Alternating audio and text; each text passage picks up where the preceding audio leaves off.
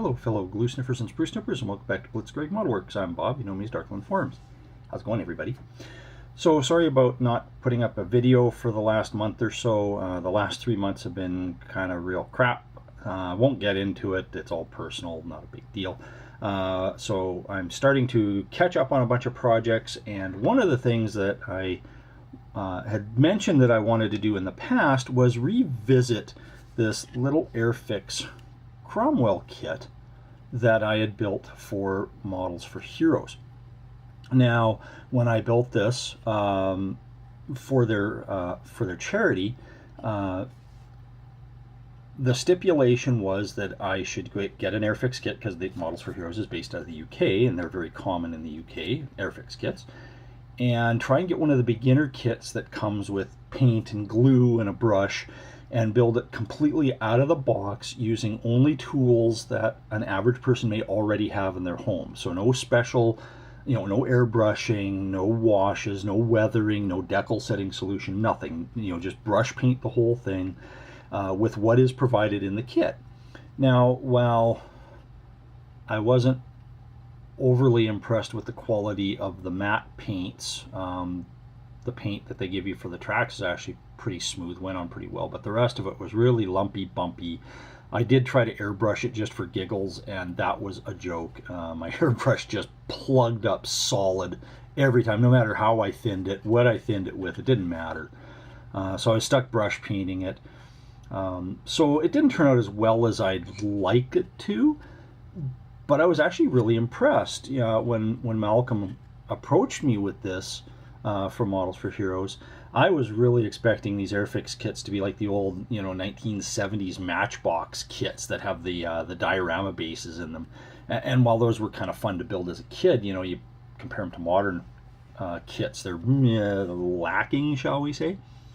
So I was actually really impressed at how well engineered and how well this kit went together, and the detail was actually pretty impressive.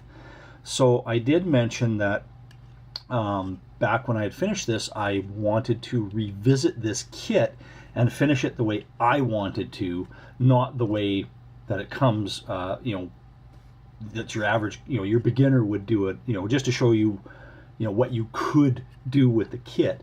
Now, it took a little while for my local model shop to get one in.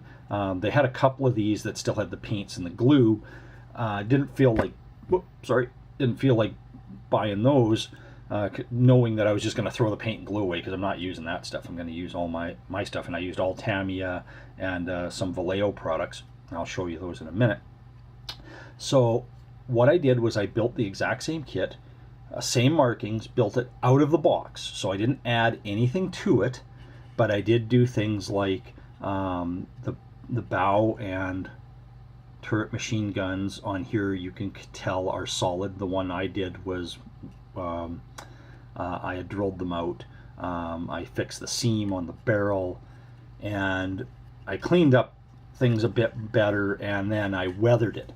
So here's the difference between something out of the box, nothing fancy, nothing special, and something weathered. Now, I did not use a single paint that came with this. I actually waited for one that didn't have the paints, and I did all my own stuff. I used the green is actually based off the color that Tamiya give you in their 1/35th scale kit, which you have to mix, which I actually found once I knocked the color down a little bit for scale effect, because I find Tamiya's paints a bit on the dark side. Actually, Jay Green was a pretty close match, knowing that I was going to be doing a bunch of weathering anyway. So this was airbrushed on. Then I put a gloss coat. I used Future, I guess it's called Pledge now. That's actually what I have, is the Pledge Floor Finish, not the Floor Care. And to give it a glossy surface, and here's, to give you an example, this decal was a nightmare to try to get to sit properly without a setting solution. It just doesn't. It cracked, and it looks like, it looks like crap. But for a beginner, I mean, everybody's got to start somewhere. This is what you could expect. Now, using a setting solution and cutting the decal into 2 pieces, I got a much better finish out of it. Now, the process was, like I said, spray on the green, spray on a gloss coat, apply the decals, use a setting solution, and I think I used Tamiya's Mark Fit Strong. And then I used a matte coat, and I use a Rust-Oleum window frosting. You get in a big spray can, and I decant it, I spray it into a bottle. And then I mix it about 50-50 with lacquer thinner, and I spray on a mist coat to dull it down.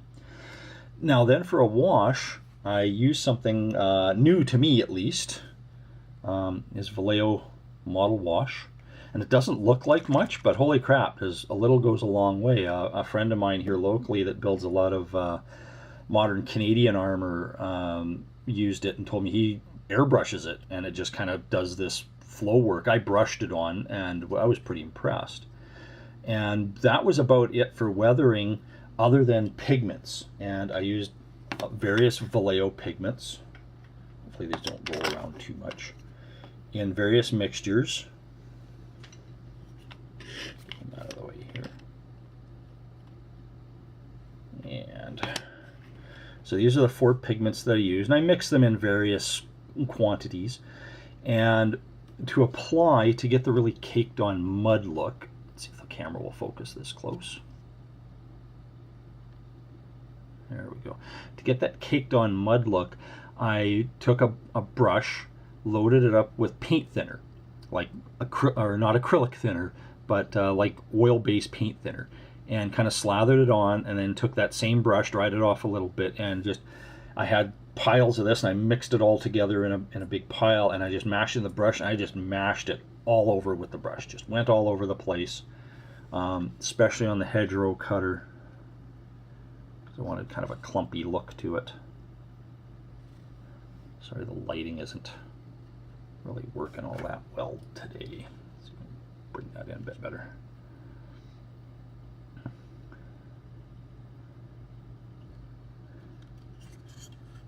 Did the same in the back.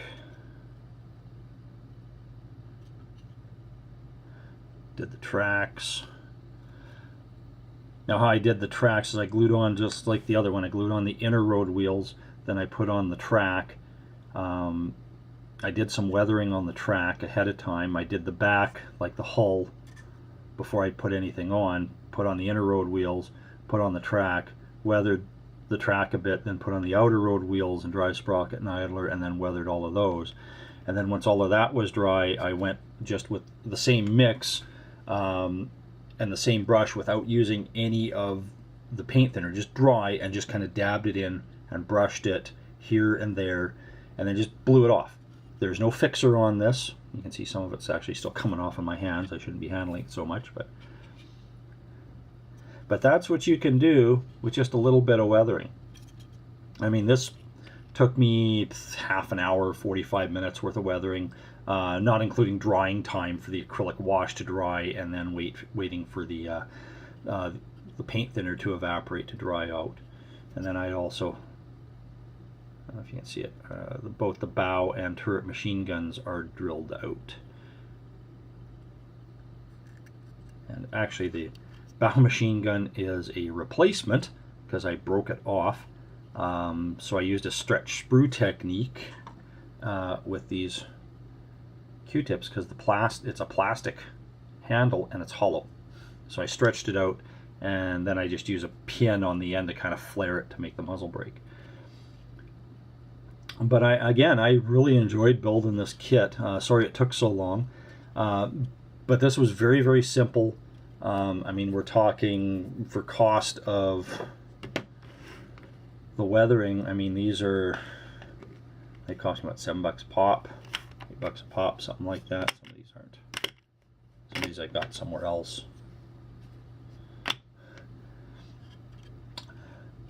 So that's what you can do with just a little bit of washes and some weathering powder, pigments as I call them. So thank you very much for watching. For those that are in the UK, please help support Models for Heroes. Great organization. If you haven't already, please like and subscribe for more updates. Click that little bell so you'll know when new content comes up. I've got several projects reaching fruition, so it's going to be kind of a fury of releases here within the next 3 weeks. Probably a couple of releases before Christmas, I hope, if it doesn't get too busy, which my luck it probably will.